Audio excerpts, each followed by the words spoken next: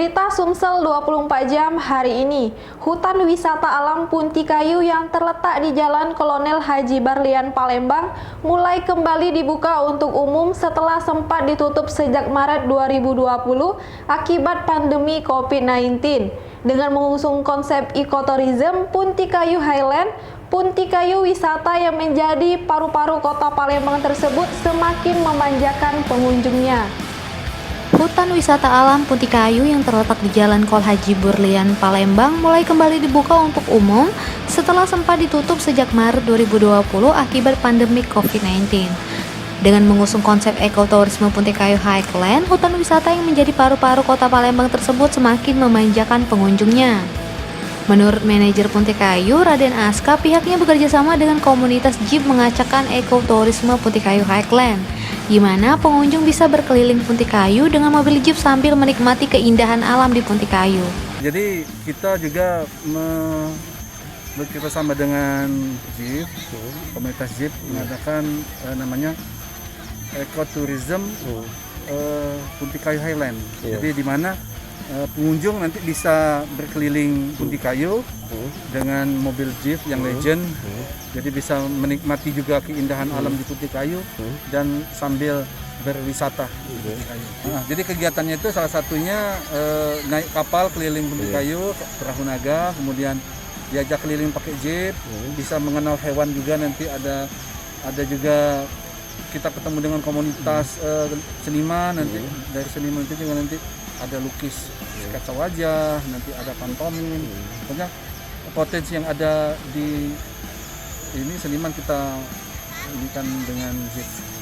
Sementara salah seorang pengunjung, Tri Puji Astuti, guru TK Ananda Bukit Lama, memuji dengan konsep ekoturisme Punti Kayu Highland. Punti Kayu yang sudah berdiri lama, sekarang semakin bagus ya, tataan pohon-pohonnya sudah tinggi, bagus sekali, ditambah lagi naik Jeep tadi, wow keren, seru banget.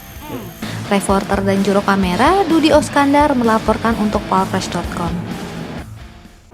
Pemirsa, jalan merupakan akses utama masyarakat sebagai penggerak roda perekonomian atau kenyamanan bagi pengendara yang melintas. Namun disayangkan masih ada saja jalanan di kota besar yang jauh dari perhatian pemerintah. Seperti Jalan Kebun Jati yang terletak di Kota Martapura, Kabupaten Oku Timur, yang sudah 3 tahun terakhir tak tersentuh tangan pemerintah. Akibatnya kini kondisi jalan tersebut rusak parah, khususnya saat musim penghujan. Jalan merupakan akses utama masyarakat sebagai penggerak roda perekonomian ataupun kenyamanan bagi pengendara yang melintas. Namun disayangkan masih ada saja jalanan di kota besar yang jauh dari perhatian pemerintah. Seperti Jalan Kebun Jati yang terletak di Kota Martapura, Kabupaten Oku Timur, yang sudah 3 tahun terakhir tak tersentuh tangan pemerintah. Akibatnya kini kondisi jalan tersebut rusak parah, khususnya saat musim penghujan. Menurut Mumukmi, seorang penarik becak yang kerap melintasi jalanan tersebut, kondisi kerusakan jalan tersebut sudah terjadi sejak 3 tahun terakhir. Ngeluh nian, mak mana lah ini pemecahan masalah jalan ini. Jangan yang di ujung sana lah bagus, inilah jelek, sana lah bagus. Harapannya yo biar nak diperhatikan lah, ini dibagusi, jamokan, jadi yang lorong yang di dalam itu dibo kan, coba cari. Padahal ini kan termasuk wilayah kota ini. Sedangkan Lurah Dusun Martapura, Erna Anggraini SE, membenarkan kerusakan di jalan yang ada di wilayahnya. Menurut dia, sudah hampir 3 tahun jalan tersebut hancur akibat mobil besar dari kelurahan lain yang kerap melintasinya.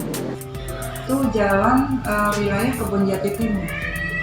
Jadi memang sudah hampir 3 tahun, 4 tahun jalannya memang hancur. Soalnya mobil besar dari kelurahan lain lewatnya ke situ. Kami selaku lurah beserta masyarakat di lingkungan situ sudah hampir 3 kali gotong royong ya dengan swadaya masyarakat, dengan bahan seadanya, alat seadanya. Alhamdulillah masyarakat antusias untuk mengadakan gotong royong. Tapi ya bagusnya untuk sementara, pas musim penghujan jalannya hancur lagi. Jadi kami dari kelurahan juga pernah mengajukan proposal ke pemerintah setempat. Jadi sampai sekarang belum ada terrealisasi. Lurah Erna berharap agar jalan di wilayahnya tersebut dapat segera diperbaiki oleh pemerintah sehingga masyarakat dapat melintasinya dengan nyaman. Reporter dan juru kamera Arman Jaya, palfresh.com. Raja Kerajaan Turikale Maros, Sulawesi Selatan, Brigjen Pol DAA Maparesa MM MSI bersama Permaisuri dan Paduka Yang Mulia Sultan Jayakusuma IV Selayar Akbar Puspanegara skala bekak ke-20 Kepaksian Bejalan Diwai Lampung Barat melakukan kunjungan silaturahmi ke Istana Adat Kesultanan Palembang Darussalam. Dalam kunjungan tersebut, rombongan Raja Kerajaan Tirikale Maros disambut Sultan Mahmud Badarudin IV Jayawikrama Raden Muhammad Fawaz Diraja bersama Ibunda Ratu Agung Dewi Muslihat yang tak lain istri dari almarhum SMB 3 Prabu Diraja dan Permaisuri Ratu Agung Siti Fatimah.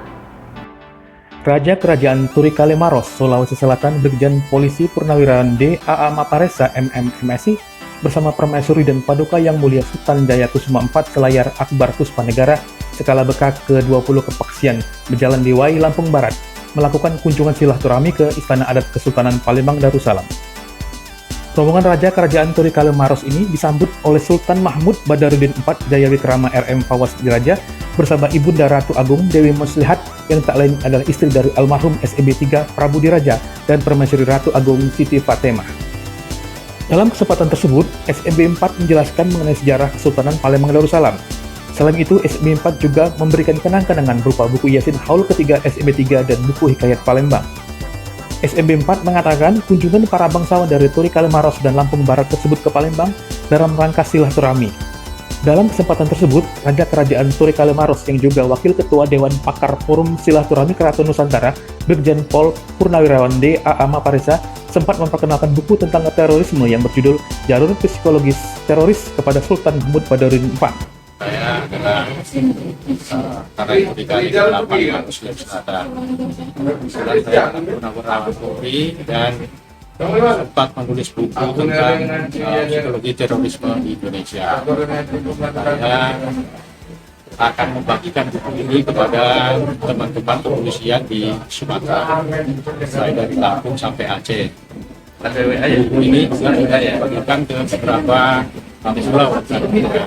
Ini dalam rangka juga sumbangsi saya dan FSKM dan saya berada di organisasi forum silaturahmi keraton Nusantara. Anggotanya sekitar 200 orang para raja sultan di Nusantara ini. Ini juga merupakan sumbangsi dari para raja sultan untuk memberikan masukan kepada Polri dan pemerintah. Semoga program deradikalisasi ini bisa mendapatkan dukungan dari masyarakat anak-anak kita tidak terpapar oleh paham radikalisme. Reporter dan juru kamera Dudi Oskandar melaporkan untuk palfresh.com. Berita terakhir Sumsel 24 jam hari ini. Sejak mewabahnya COVID-19, berbagai cara dilakukan agar mendapatkan pemasukan keluarga. Seperti yang dilakoni Santi, dia rela mengenakan kostum badut untuk mendapatkan uang. Dia menghampiri pengemudi kendaraan yang berhenti di persimpangan lampu merah Parameswara. Berikut liputan mahasiswa UIN Raden Patah Palembang melaporkan untuk palfresh.com.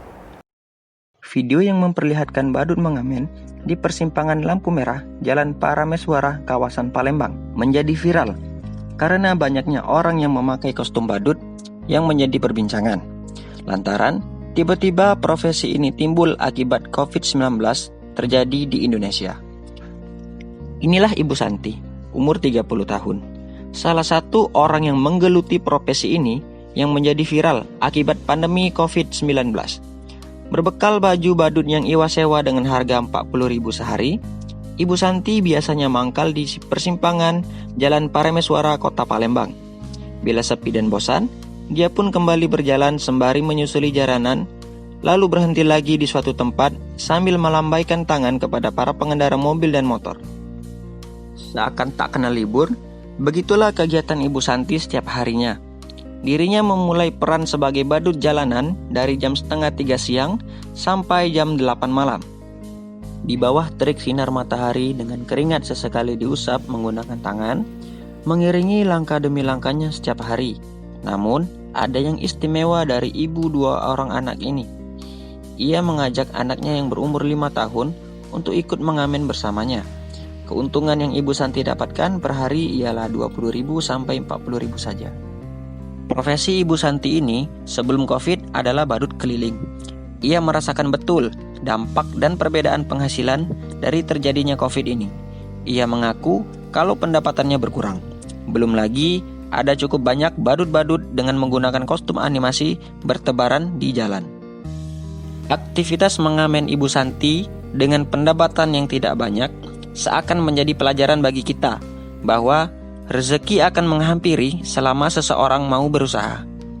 Kami, mahasiswa UIN Raden Patah, melaporkan kepada palpress.com. Demikianlah berita Sumsel 24 jam hari ini. Saya Sri Depi, sampai jumpa.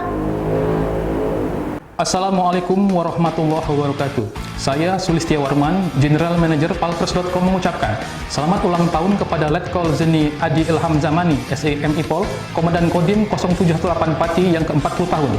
Semoga dengan bertambahnya usia ini, Bapak Adi Ilham semakin sehat, sukses dalam berkarir dan tetap menjadi prajurit yang tangguh. Wassalamualaikum warahmatullahi wabarakatuh.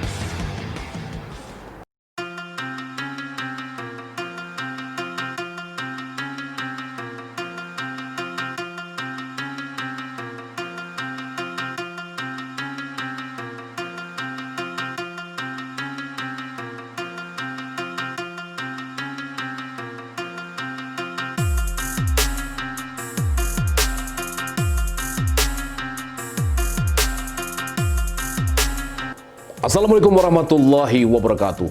Sahabat pemirsa, sahabat-sahabat pecinta dunia misteri, sahabat-sahabat pecinta dunia spiritual dan metafisika. Saksikan penampilan kami di dalam membongkar rahasia-rahasia di dunia metafisika dan rahasia-rahasia di dunia supranatural dalam tayangan Ternyata Bukan Mistis. Saksikan hanya di Palpress Official Channel YouTube.